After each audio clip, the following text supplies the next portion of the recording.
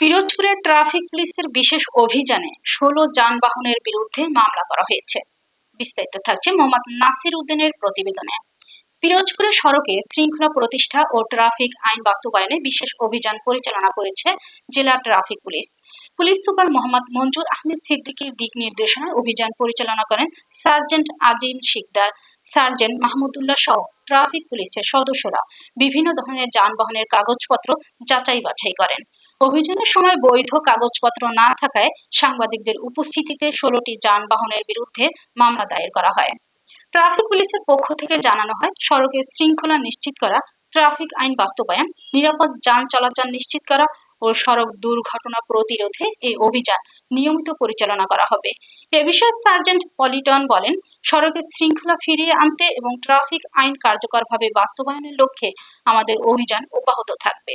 সকল যানবাহনের চালকদের বৈধ কাগজপত্র সঙ্গে রাখা এবং ট্রাফিক আইন মেনে চলার আহ্বান জানান।